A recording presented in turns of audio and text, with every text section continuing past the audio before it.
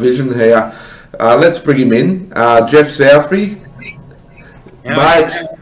G'day, John. How you going, mate? How you going, mate? It looks like you're in the. It looks like you're in the moors of Scotland or something. There, it's a bit hazy. How's that? Oh, there we go. Oh, that perfect, mate.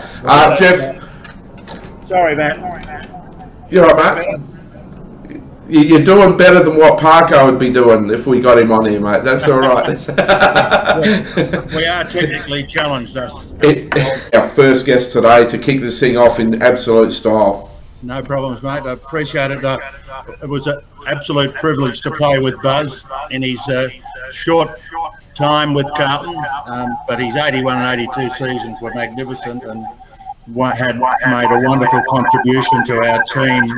Yeah, the forward pressure he could apply up in because of his quickness, his speed, particularly over the first 10 metres, 5 to 10 metres, and his ability to put pressure on tackle and smother like he did. I mean, that was all drilled into us big time by David Parker and etc. and our coaches in those days. So, and they'd love him today at Carlton, I'm sure.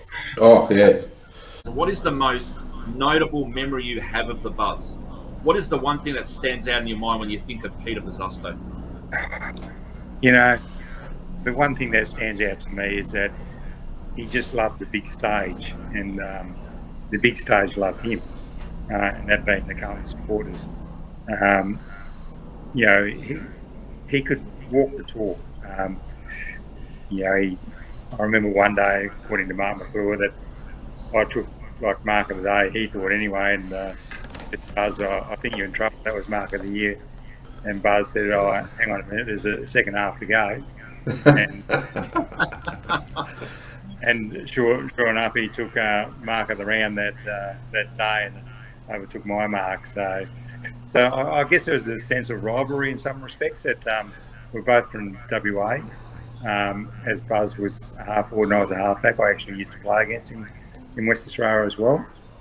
So I think just that competitiveness from both coming from WA probably in some respects brought out the best in each other as well. But I've got something I want to share, and it's a photo of after the 1982 victory. I think I've got the right one here. I'll just chuck it up. There we go. Now there's what a great photo. Now I'll credit to Warren Jones actually, who sent me a heap of photos yesterday. He's kept photos from Sale of the Century and all sorts of different stuff, right? Now this one here, I love it. We got Buzz there and in the scarf, which there were lots of photos of Buzz after that grand final wearing that scarf, which is very iconic. But just to the right, as you look to the screen there, you can see some cheeky bloke jumping on top of someone's shoulders, still trying to take Mark of the Year off Buzz, and looks like he's got Jono in a bit of a headlock there as well. It looks a little bit like the great Kenny Hunter. You remember that that moment at all, Ken? What year was this? 82 or 81? 82. 82, yeah. I think I was probably still concussed. I got knocked out early in that game, and all I remember about it really in the first half was a naked lady running across the ground. Good old Helen. Good old Helen. Diesel, Greg Williams. Diesel, thanks very much for coming in, mate. Welcome to the show. Thanks for having me. It's good to be here. It was amazing early 80s, a couple of grand finals.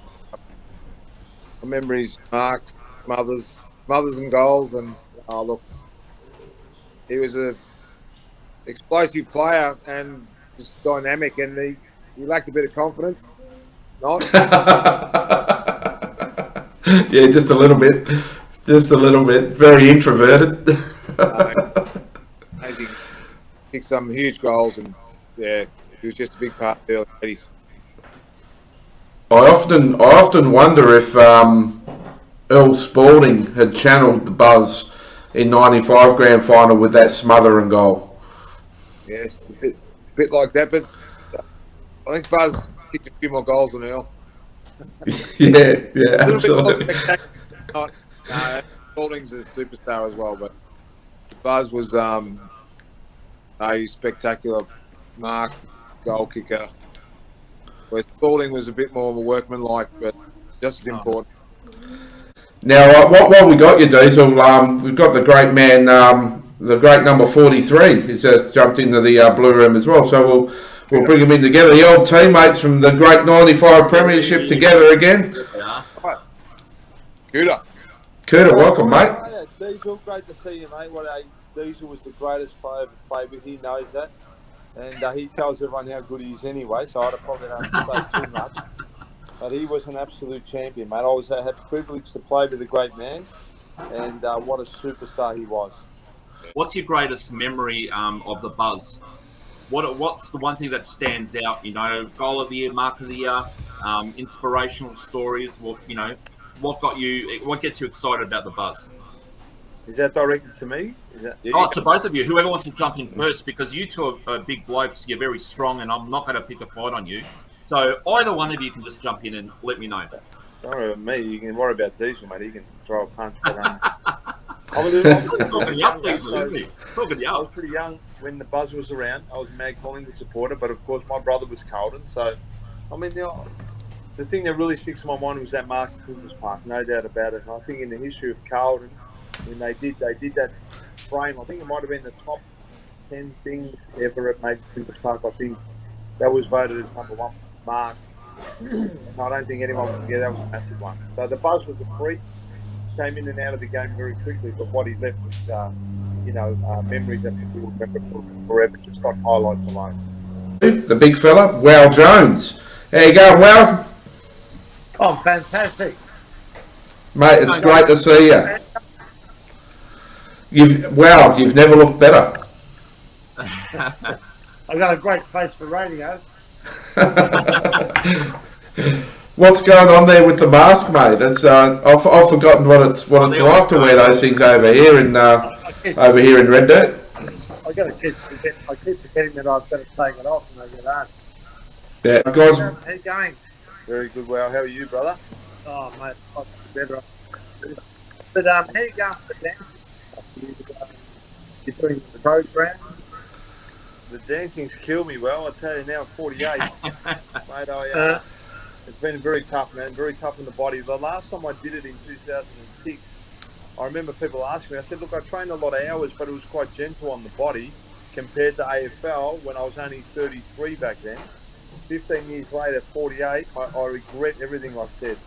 Mate, very tough. My hip stuff, swollen knee, my shoulders are no good. Mate, I'm barely getting through, mate. I'm just like a patch-up, like I'm just wrapping everything around and somehow getting through, mate. I'll tell you what, we talk about getting out of your comfort zone. This may have been a silly thing by me, but anyway, I'm doing it, and that is it. I'm sure you're doing it. And perhaps you can do one for the boys. We haven't won one for a while, so perhaps you can do one for the boys. What a fantastic player. I remember his first game. I think Kenny Hunter played his first game also. These two guys turned up. We didn't know what they were, capable of. And, Kenny was, nothing spectacular. He was, 6 foot, about 85 kilos. I mean, there was nothing of him. To see those two guys play, Buzz was just spectacular. The grabs he would take, the work that he would do when he didn't have the ball, that was just unbelievable. We said, how good is this? We can't, do pretty well with these inclusions in our side. We're going to struggle going forward. Like, that was seriously the best player, in their position. Yeah. Amazing. One of my favourites. I love talking about my unsung heroes and guys that were did a lot of the hard work without the accolades as much as some people that stood out more, that the extroverts versus the introverts. This was one of my favourites. 1987 Premiership player, the one and only Richard Rocky Dennis. How you going, Rocky? Great to see you, mate. Thanks for coming on board. No problem, John. Happy to be here. Sure. I mean, we always watched the West Australians who went over there, regardless of what club they played at. There were a lot of East Perth guys that went to North Melbourne, so I sort of followed them. and their careers. And it does give you a bit of hope to think, okay, if someone from that range can go over there and not just participate, but be pretty good players, it does give a bit of motivation to the younger guys. Look, our exposure to footy, to the VFL back then was the winners, 1 hour on a Sunday night. We'd be looking out for all the WA guys. Yeah. Absolutely. Hey, what a champion. Look at these names that have been coming on the screen. Look at all these comments that people are sending through. Even my daughter Eleanor Margetta sent the message. It's unbelievable that during the COVID times, like I said earlier on, when people have lost their jobs and struggling for money, etc., people are still putting their hand out to support him, whether it be financially or mentally or emotionally. I've said it once before, and I'm going to say it again, that it's not just a football club. I think when you're part of the football club as a player or a coach or a supporter or whatever, you're part of a family. The legacy there is amazing. I mean, we've had people already come on that haven't played with the Buzz, haven't played with Peter Bosustow, and yet have fond memories of him and how much of an influence he's had on their life. Oh, mate, the names don't get any smaller around here, I can tell you guys. So we'll bring him in. Jimmy Buckley, welcome very much to the BuzzaThon, mate. Thanks for coming on. Hey, Johnny, how are you, mate? Yeah, really, really good, mate. Really, really good. Hey, Thanks for... Going, buddy. Can you hear me? Yeah, we got you. You commended as well, and thank you very much. Oh, God, what's this turning into? Do you know what? Enough's enough with the corporate side of things. Oh, the crap here, okay? So, time to turn into Superman. I can't look. Oh, Jesus Christ. I'm so glad. I'm uncomfortable. I feared that this was going to turn into some big hairy man boobies just flippity flopping around on the screen. But thank you for wearing a shirt underneath it. I appreciate that. Something that they need today, someone like him out there today. But he, not only a great player with the ball, but off the ball also. He really, when he hit Buzz, I remember the day he broke, dipped the sternum, and not many blokes got the better dipper, but Buzz cracked him right down the middle. And I remember he got Morris Riola in one of in the 82 grand final, and when he hit him, Buzz, he hit him hard. And, I'll never forget the great camaraderie that he had with all the guys there, and still has. When he took that mark and goal of the year, there's no doubt about that. He said there's three greats come return now. He said Manicato, the Buzz, and I don't know who the other one was now. I can't think of a Buzz. I'll tell you what it was. He made some great sayings, and he could talk the talk, but also he played the game how it should be played, and fair, hard, and fantastic. I'll bring him in first, John Dorotich. G'day, Doro. How you going, my friend? Yeah, great, Jono. Really good to be on board, mate.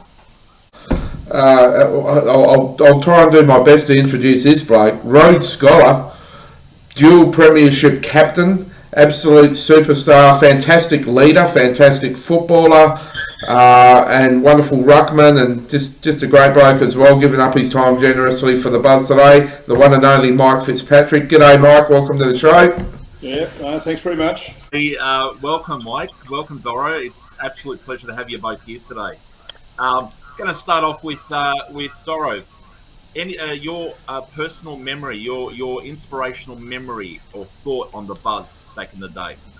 Oh, well, mate, I suppose my first venture bumping into Buzz was probably playing in a 1984 State of Origin game. Obviously, Mike would remember the state games against the Victorians, and myself as a little young 22-year-old in 1984, my first game against the Vics at Subiaco Oval on a Tuesday afternoon, and I was like a kid in a candy store playing with the calibre of players that were there on that day.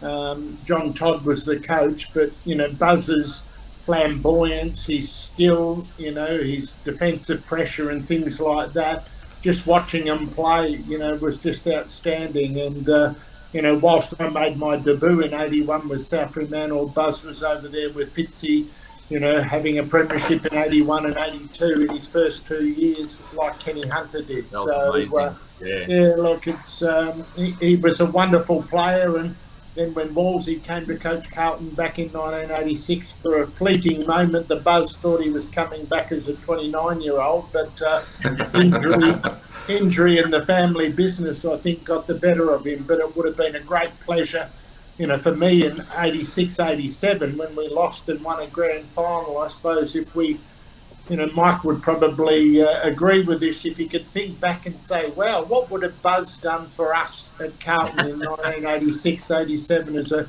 29, 13-year-old wandering up in the front half with Stephen Kernahan and the like.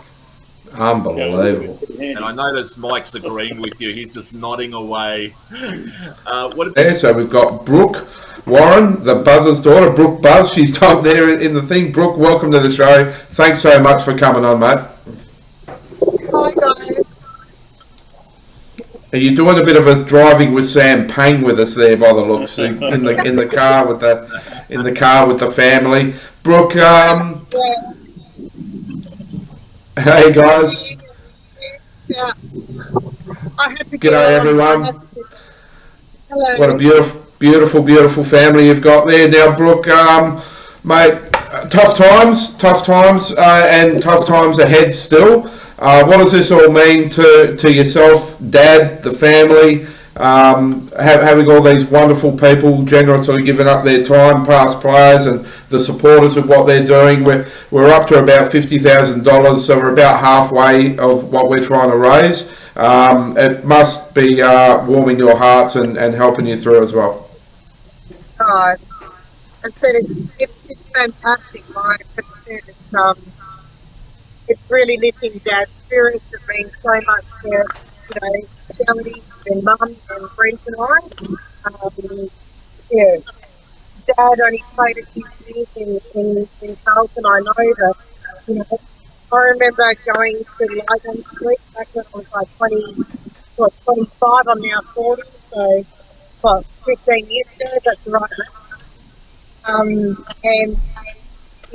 people coming out of Lygon Street in the cafe and noticing Dad and just calling out, Bosustow, like, so that to me just makes it such a big thing. It's like, you still remember him after all these times, it's just, it's very heartwarming to know that so many people care about, Dad and their family, like they do, especially in the times, the hard times. Everyone is just up by nature.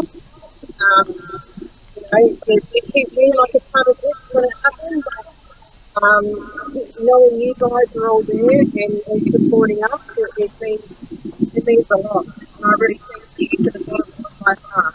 And my brother friend, I'm not sure if he's on today, but thank you to everyone. Kate Pesalenko has been an angel. John and God, I can't thank you. I can't wait to meet you all. Can't wait to come over and see you guys. Oh, mate. And look at these two legends right there. I mean, three. Oh, again with the three. Seriously. But Mike Fitzpatrick, firstly, if Buzz was right here listening and watching, what would your message to him directly be? Oh, I think, he's just got to do what all the best players do. You've just got to persist. Not, one foot in front of the other, basically, and make sure these tough times, you've just got to basically accept that they're there and work your way through it. And I had a bit of a chat to him. He was basically saying, and it was quite interesting because I had a similar conversation with another person with bowel cancer, a different sort of form of bowel cancer, but basically in both cases it was a matter of they have to basically shrink the thing first and then look to remove it. And it looks as though he's got really good advice from what I could tell from his other chat. And he's just got to basically keep his morale.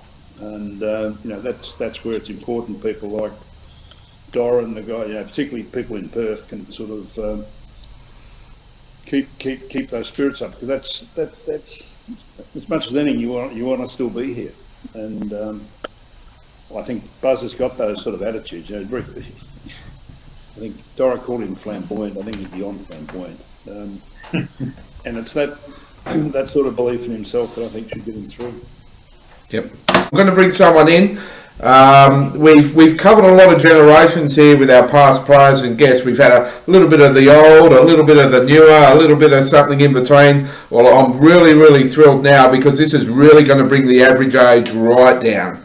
We've got the current number 25. The one and only York boy as well, Zach Fisher. Zach, welcome to the podcast, mate. Thanks for coming on and contributing. Hey guys, thanks for having me. How is everyone? I personally am a big fan of yours, Zach. So first things first, don't leave the club under any circumstances. Stick around, okay? Don't go anywhere, okay? Because you know the rumour mill and all that business. But I have to share this with you. I just got this not that long ago. Oh, hang on. Oh, hang on. I'll put you in the big screen there. There wouldn't be two of those floating around. That must be one of one.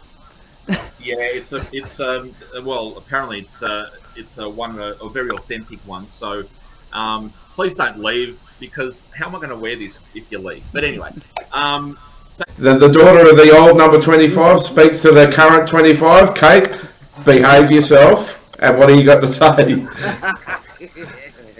Behave myself. I want to speak to the little Zachy boy. I've never met him. Hang on, I need to just get you on. You're still crying, aren't you? I am. I'm crying. Compose yourself. How you going, Zach? I'm good, thanks. How are you? How proud are you to wear my dad's jumper? Oh, it's it's all a bit daunting at the same time. Jezelenko, I think I view 25 as probably the most famous number at the club, maybe other than maybe the number one, but it's more of a privilege than anything, and it's probably something like you look at the emblem on the front before the number on the back, but it's hard to not glance at the number on the back and try and play for that as well. God love you, darling. Thank you. I'm very emotional, and you just do whatever you do and just be proud for what you do. Thank you. No, I haven't had, it's, still early in the career, but, still a long way to go to, fulfill obviously so gorgeous potential, and, gorgeous. It's not just what I know about the club as well, so. I'm so proud Kate. of you. Thanks, Kate. I appreciate it. Kate, there's no doubt the Jezelenko name resonates power around the club still and always will, and we're pretty confident with a lot of the changes that have been happening that we're going in a good path, in a good direction. A lot of leadership, strength, track record and experience have just been injected into the club. So Zach, we can't wait to see you buzzing around and holding that cup up at the end of the final siren one year very soon. It'll be something, the roar you will have never heard before. Sleeping giant. Oh my God, yeah, absolutely. Well said. We had Buzz's daughter on earlier, Brooke Warren. We've got Buzz's son here now, Brent Bosustow. G'day, Brent. Welcome to the podcast, mate. Great to have you on. Just been absolutely in tears, basically, for the last 3 hours, just listening to all the just kind words to Dad. I know how much he appreciates the support he's getting from everyone. He's been through such a tough time the last few years. It's been really hard on our whole family, and just to see the Carlton community get behind him, get behind our whole family is it's just so inspirational to me. Just had a frantic couple of minutes just trying to download this Chromecast. I didn't realise I had to do to get on tonight, but got there just in time by the look of it. And just you guys are absolute superstars. Kate Jezelenko, can't thank her enough for what she's doing. When she came on tonight, I'm glad you didn't try to cross me. I was just in absolute tears when she came on. Just absolute inspirational stuff. Mum, Dad, Brooke, we're just so grateful for all the support that you guys are giving us and all the Carlton community. It's just absolutely great. It's the last sort of 2 or 3 years with the current situation really just hit home hard, and it's affected all of us. And I'm just so grateful that all you guys, all the Carlton people, just a beautiful community. I know a lot of Carlton supporters, and they're all great people. You know, everybody I ever meet that goes for the Blues has a heart, just a heart and soul club. And guys, Johnny, you know, just thank you very much for everything that you guys are doing. I appreciate that from the bottom of my heart. I really do. It's absolutely our pleasure, Brent. And you know, you mentioned that you try to emulate. You couldn't emulate your dad's success on the field. Well, I think it goes without saying. You emulate you being a great son, and Brooke as a sister. As a daughter to the Buzz. I think that just made up for the world to him, and he always speaks highly of his family, of Shelley, of your kids, of the grandkids. His family. I mean, I don't have to tell you, but he's just family.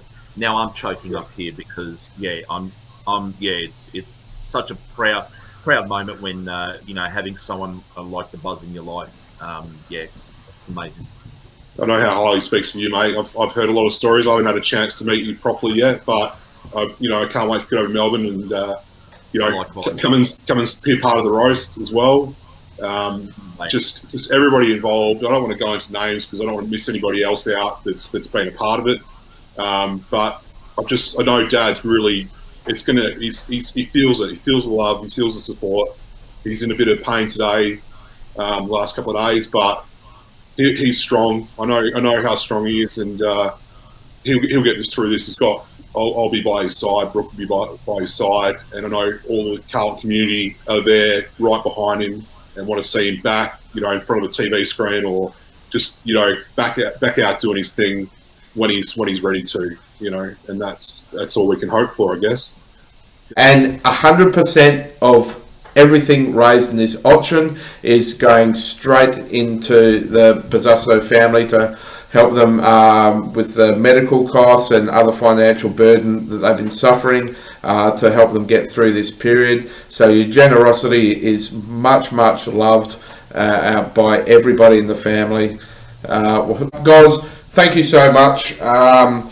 And Kate out there, wherever you are, thank you so much. We're going to be doing this again in a couple of weeks to announce the winning bidders, and let's just hope everyone gets on there and is generous and does what they can to help out, and we'll raise as much as we can and help the family out.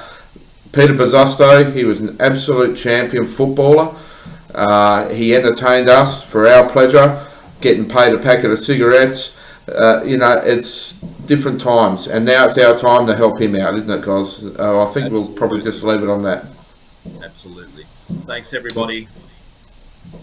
And one last thing, I'll just reiterate what Brent said before. Guys out there, get yourselves checked out, okay?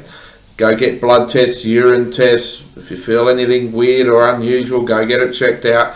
Go get you checked out while you're still young enough and before it's too late, because you never know, and it happens to a lot of people, and you don't want to live a life of regret. So look after your health, get checked out.